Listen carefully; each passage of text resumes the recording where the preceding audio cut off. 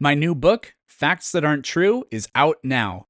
Don't forget about my other book, Rational Answers to Stupid Questions.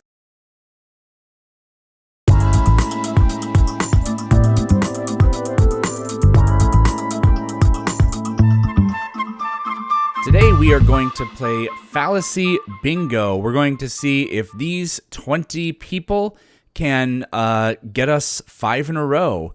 Should be pretty easy. Now, technically, I just poisoned the well with what I said there.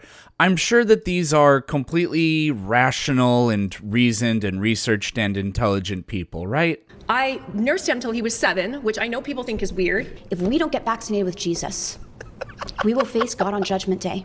Now, the focus today is going to be on the guests.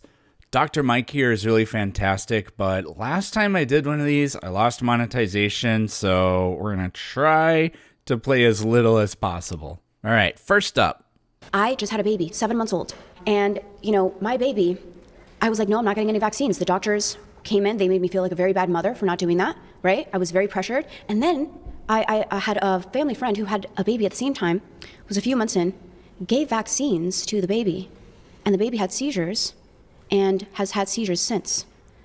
And I've also had a friend who I went on a mission trip with, and this pastor was totally healthy, two young girls, and this pastor literally got a heart attack out of nowhere, and the only thing was he took the vaccine, and there's many cases like that.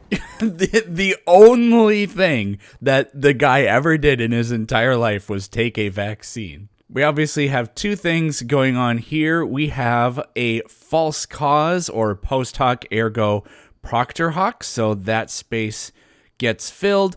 One thing leads to the other, right? No. And then we also have, it's not quite as obvious, but an argument from incredulity. There it is. There we go. Argument from incredulity and a false cause. We were sold a bill of goods that we, the American tax dollars, paid for while these pharmaceutical companies reaped millions and millions of profits on. And I think that caused the goalpost, the vaccine, this mRNA vaccine, it's going to prevent the transmission of COVID, it's going to prevent you from getting it, and others, if you don't get this vaccine, you hate your grandmother, you're going to kill all these people, and you got to do your duty and get it. So she is not committing this fallacy, but she's arguing that this fallacy was in play, and that is the false dilemma. There are only two possible choices. There's a little bit of an argument from emotion in there, but it's pretty much a false dilemma. You either do this or you're a bad person. Basically, you have no choice. This isn't really a fallacy, but she's also kind of replaying the mantra of you're either with us or against us, like what George W. Bush said about the terrorists. Disease, the chronic conditions that are in this country, all of the metabolic issues, and this is stemming from colonization. Putting smallpox blankets on indigenous cultures, sterilizing people in Puerto Rico, Honduras, all of these different things that have happened. And if you look at Africa, by the way, Bill Gates did say something. Yeah, I mean, this demonstrates pretty clearly that skepticism with or toward the healthcare system is not a exclusively right-wing phenomena. Interesting. The next war will be fought with biological warfare. And I think that was raising eyebrows, especially when you look at the kissing. Okay, so this isn't a fallacy, but this is something I've seen a lot before. Did Bill Gates say, I want this to happen? Did Bill Gates say it would be good if this happened? Did Bill Gates say that he will do this? No. It's common for evolution deniers to quote Darwin saying that and he was a racist person, but he said something like the more advanced races are going to inevitably overtake the less advanced races. His words, not mine. And people take that as an endorsement, and it absolutely was not an endorsement. It was just his rather pessimistic view of what he thinks is going to happen. Going away from nature, and the further we get away from nature, the more diseases we will see. Aha, there we go. So pretty clearly we have an appeal to nature fallacy. Because something comes from nature, it is therefore good. That is really not the case. Now, if you've been listening, again, not exactly a fallacy, but pretty clear that this guy is up there to filibuster and Gish Gallop. He's talking about everything he possibly can. He is just throwing spaghetti. My oldest 2 children do have vaccines. My 3rd child, he got a vaccine that the doctor said were safe that caused him brain issues for the rest of his life, and he has arrested hydrocephalus. I want to continue to say my youngest 3 children have no vaccines at all. They're perfectly fine. They're advanced. My son has permanent brain injury. So they say vaccine immunity is better, but as a child, when I got vaccines, I ended up with spinal meningitis. I had chickenpox twice. I almost died. But my 3 children that don't have any vaccines are perfectly fine. They've been traveled over 20 states during COVID. They've never got COVID. They've never got sick. Okay, we can stop right there. So this is definitely cherry picking. Personal stories and anecdotes are not exactly data. Oftentimes implicit with the cherry picking is the false cause as well, and it was pretty clear that we were hearing that, although false cause was the first fallacy that we had. There's more side effects from getting a vaccine than to not get a vaccine. Aha. So that is a pretty clear false dichotomy right there. Where is false dichotomy? Wait, where the hell is it? Aha, there it is. If a medicine prevents death, but it carries with it 10 possible side effects, then because there are 10 side effects, that's worse than getting the disease. I suppose it would depend on the side effects, but if the side effects are, itchy, watery eyes and bad gas mileage and, minor things, then this is such a false dilemma. And this is a really common tactic with these people. They talk about vaccine injuries, but that just literally includes the pain of the injection and soreness on the injection site. I'm going to go ahead and double count this as equivocation. It's not a perfect example. In equivocation, what you do is you use a word to mean the same thing in 2 different circumstances when it really doesn't. I shouldn't explicitly say it, but the equivocation here would be harm of disease versus harm of vaccine, and they are not equivalent. The chances of getting illness not vaccinated versus to getting vaccines is a lot higher than somebody that doesn't eat toxic crap, practices good hygiene. They're more likely to get illness vaccinated versus not vaccinated. There's studies that show unvaccinated children are more healthier. In Japan, they don't start their vaccine schedule, I believe, until 2 years old. Autism is almost non-existent. And we've already used this one, and it's gonna get used so many times. But for her to not see that this is pretty crazy. So she tells us that Japanese kids don't get autism, and the vaccine schedule is different. Therefore, that's the cause. Right after she just ranted about all the chemicals and hygiene, and she didn't mention processed food, but I'm sure that's another one of her takes. Japan has like one of the longest lifespans in the world. They're just a very healthy culture. They're not a fast food, work yourself to death kind of culture like we are. Everything has to be fast. Everything has to be convenient. Sure, the trains in Japan are like that, and probably the educational system. But a better answer was literally coming out of her mouth, and yet she jumped to that. Again, it's already been used, but she's doing the appeal to nature. All we need is good hygiene. And maybe you should branch out into holistic medicine because vaccines have never been the answer. They were created to separate us from spirituality and consciousness. If you look at the ingredients, there's nothing. So this is known as the I believe in magic and other stupid shit fallacy, which isn't actually on my bingo board here, so we'll have to move on. That claim, though, vaccines have never been the answer.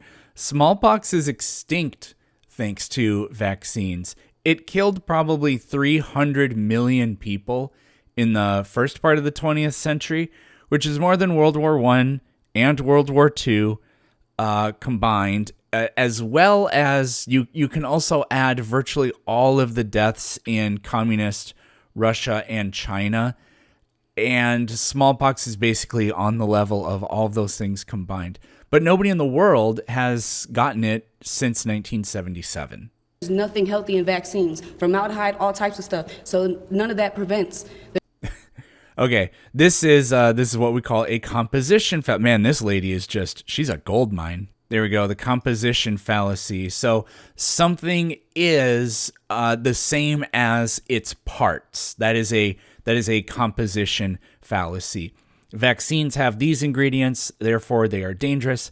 Chlorine, it's one of the deadliest elements, yet sodium chloride is not only not bad for you, it's actually necessary for you. You are very good faith, which I respect. Yeah, that's rich coming from you, because this is the guy who, when he debated Sam Cedar on this platform, on the topic of, unless you're a billionaire, religious fundamentalist, or a xenophobic nationalist, voting for Trump was a mistake, and he just ran presuppositionalist tag arguments against him. Hypocrisy isn't a fallacy, though, so moving on. When we have to put our whole faith and trust in these people that have been through huge billions of dollars of settlements, and they have proven that they have been unethical, they have made more profit through the COVID times than ever before as well. So what we have here is guilt by association and poisoning the well. What he's saying about, Big Pharma is not untrue.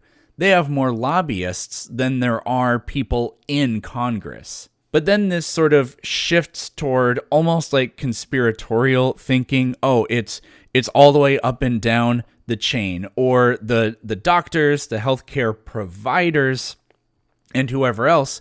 They're also they also have malicious intent, because they use a product that is made by people that in other times and in other cases have been guilty of malicious intent. Again, hypocrisy isn't a fallacy, but the fact that this guy is a Trump supporter is just incredible, considering he's the biggest liar in American political history, and he knowingly stole over $100 million from his own supporters that he actually did. Well, he was ordered to pay it back. Who knows if he actually did. In any circumstance, if there's a risk, there must be a choice at all times. Would you agree with that? Well, there's always a choice. Well, there wasn't a choice September 9, 2021, when Biden instituted the OSHA mandate with all federal employees and every business over 100 employees. Would you agree with that? So I would call this, it's kind of a weak false dilemma, but it's a false dilemma. I already used false dilemma. So I'll put my marker over here. I had something for false choice earlier in the debate, but I lost the timestamp where it occurs, and so we're just going to fill it in this spot. The claim that OSHA mandates removes choice, you can choose to not work for the government. Now, I understand that isn't exactly fair, and so I admit that this is a weak false dilemma, but, we're playing bingo, I'm trying to win here, so, I'm going to take whatever I can get. Now, to stay consistent, if you are against this, like the OSHA mandate, the government saying you have to do this, and it's with regard to your own body, then I really hope you're vehemently against the draft, and then you would have support for draft dodgers, because the government has the right to tell you that it is your turn to go and die. So when you say it wasn't a choice for all the service members that were part of the military that refused the vaccine, they were dishonorably discharged, did they have a choice? Okay, so this one's interesting. I'm not going to mark it because it doesn't count, but I have the appeal to novelty right up here. This is an inversion of the appeal to novelty. Now, why do I say that? Well, the United States military already requires all of these vaccines. So what's basically happening here is we're saying, I'm fine with all the grandfathered in stuff, but not this new thing. So instead of appealing to novelty, it's a rejection of novelty, but I wouldn't call this an appeal to tradition. So I'm not going to mark the appeal to tradition one, and we're going to leave appeal to novelty alone.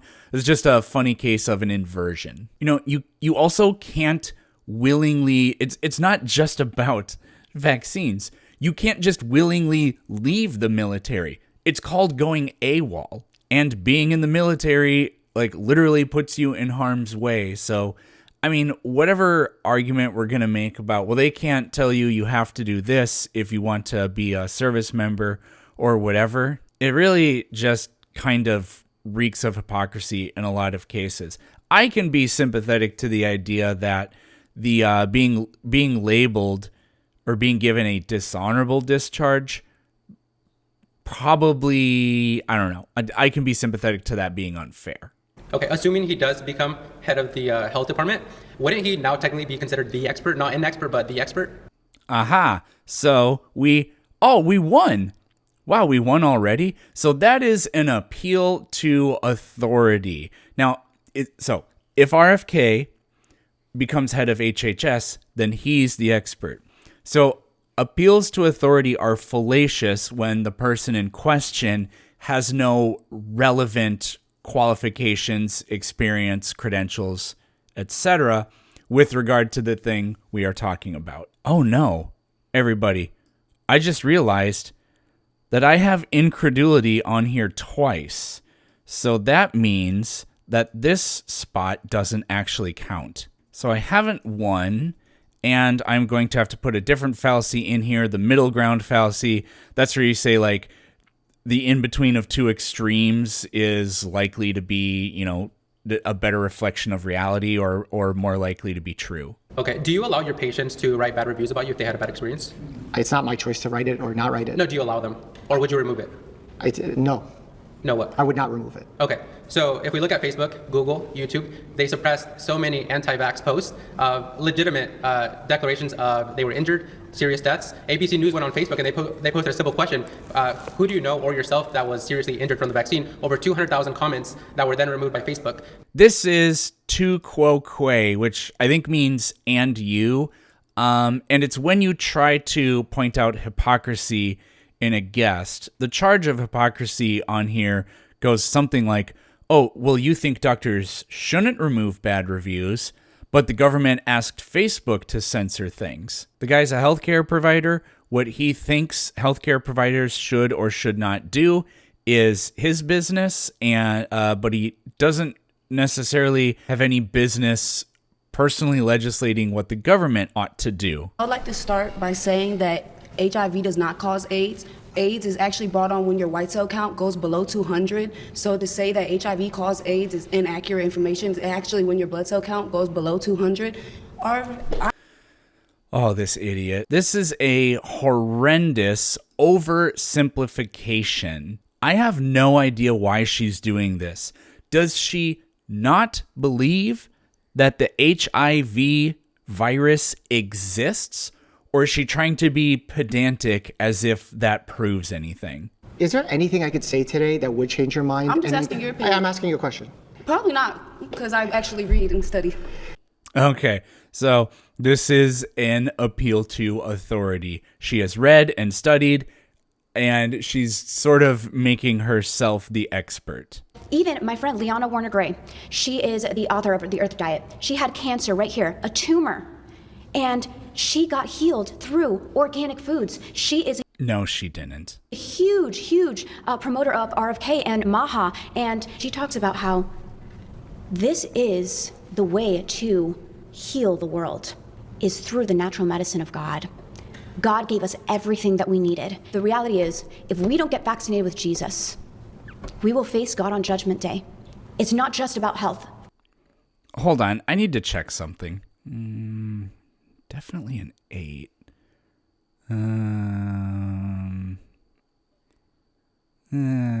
8.8. Okay. If we don't get vaccinated with Jesus, 9.2. So where does that put us?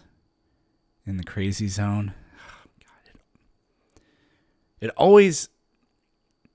always crazy. Okay, so we have a kind of genetic fallacy going on here where she says, because we got away from Jesus or whatever, that's why it's bad. Only what's good is sourced through what I believe in, which is the source is good, therefore everything that comes from it is good, and everything that doesn't come from it could be bad. And this gives us a double bingo. We just won twice because of the appeal to tradition that is pretty obvious within there as well. There's still some fallacies we haven't seen yet, so let's keep going. My question to you is, how is it possible that someone could potentially get Bell's palsy 3 days after she got a flu vaccine, which could have permanently allowed her face to be paralyzed for the rest of her life? versus someone who got it and maybe didn't have those symptoms.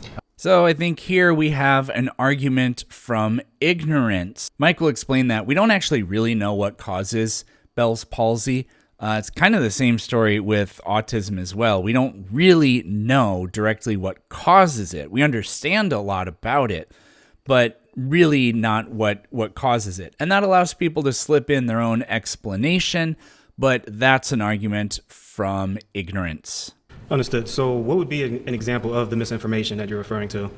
Like that vaccines cause autism? So they don't cause autism, you're saying? Correct. At all? Correct. Well, that's news to me.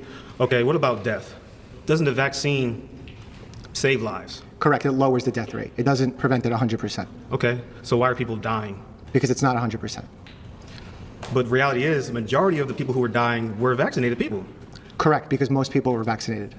The There are no fallacies here. That's just such an incredibly good own that I had to show it. My name is Janelle, and I'm also an educator. I'm a conscious sex therapist, so I deal with longevity, preserving the body, and they have links to people's channels in the description for this video. Go and look at her YouTube channel. It is wild. so I think the real villains are people like Fauci, right? Did you know that his salary is like $500K, and the highest they said, and he's worth $11 million? Crazy. Maybe he's getting the rest of that money, but I can't believe it took this long, but there's our first ad hom attack. I really thought that would be one of the first things that happened, but it took over an hour. There really is no safe vaccine. I think it largely depends on what your definition of safe is. When you're outdoors, there's a chance you could get hit by lightning. But if you're in a field by yourself, I consider that to be a safe place.